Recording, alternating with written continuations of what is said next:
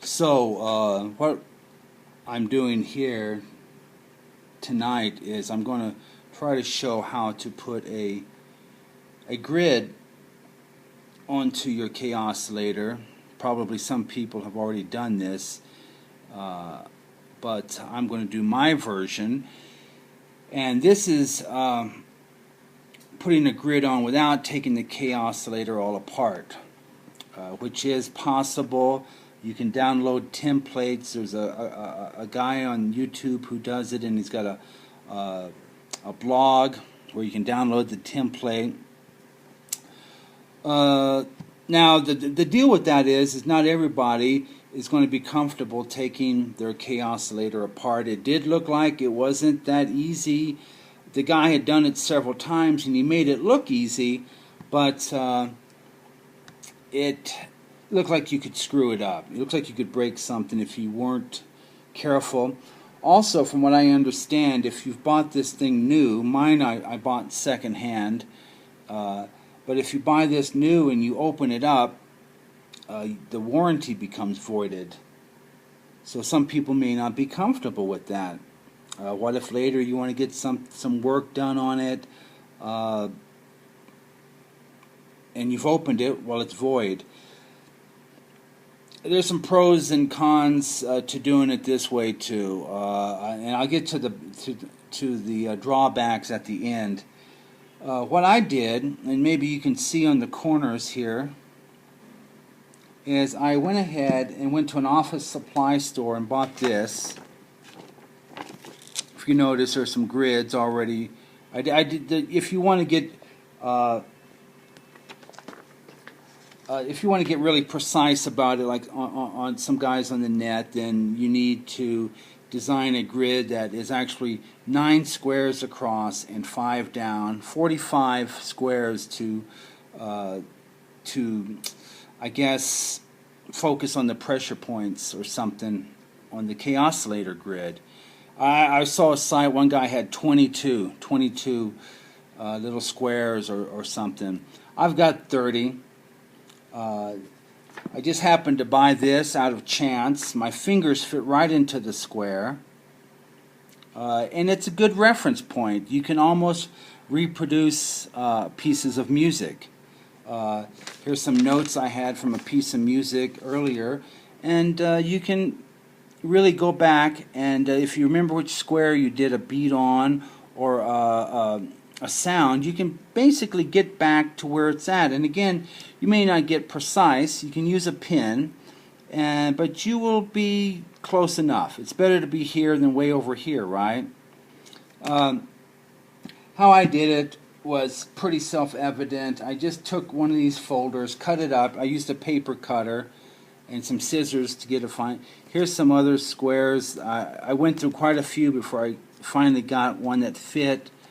Worked out problems with the tape. This is a double-sided tape. At first I tried to put Scotch tape over the front, and that really didn't work. I didn't like the way it looked. And also because the tape here would create like a bump that you would lose more sound than I was comfortable with on the edge of the Kaossilator screen. Now the drawback with this is you do lose a little bit of sound here on the edge where the plastic meets, and where, like in the corner here where the tape meets. I was thinking of an analogy like on guitar. You know, you get down there onto like the 19th and 20th fret of the guitar. There's some cool sounds there, but how many people really ever play that far on the guitar? A lot of people do, but not everyone is Steve Vai, and so a lot of guitar players are more of an Eric Clapton kind of guy, and you may not need all that sound. And I would say that you're still going to have about 98% of the sound that the device can create. Does it work? Let me see. I find really there's no loss of sensitivity. Oh, and another thing is, if you decide later to take the tape or the cover off, I found that the tape tended to stick to this and didn't really cause any problem on the Kaossilator screen. That was an issue. And you can kind of see it there. You see the 4 pieces of tape. There's a bump there. It's not the best plastic I could probably get and use, but it'll do. And there's 2 sides to each one of these. One has the grid printed, and the other is the opposite side. And you want to put the printed side down because you will begin to scratch the grid off.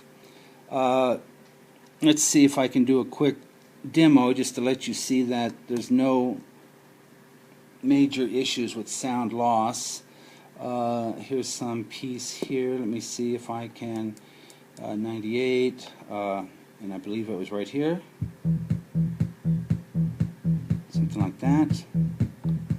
Okay, now 8. I'm trying to remember from how I did this earlier. Hang on.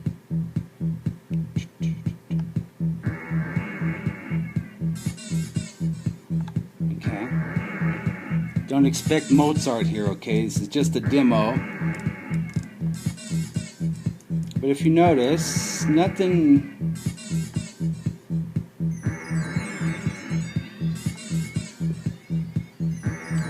So there's your little rhythm. Usually I set it at about 100 beats per minute. I don't like this 120 all the time. And here we go.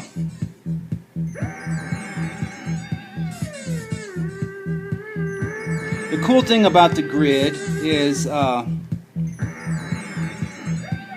can play along on the lines, keep inside a little box, crawl around the lines.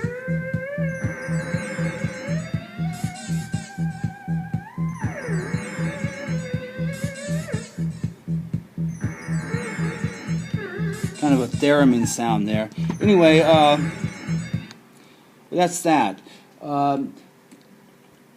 In the long run, I guess if you have the tech savvy and you don't mind taking a chance with your Kaossilator, probably it's better to open it up and stick the grid template or whatever from under the machine. This is for people who don't want to go through all that. They still want a grid without worrying about damaging the machine. And later, if you don't want the grid for whatever reason, you can just, it's removable, okay? I don't know. I hope it helps someone out. I like the grid. I think this makes a big difference. Gives you reference points. You get 5 down, 6 across. You can always kind of remember where something's at, and you can take notes if you need to. Something as simple as that.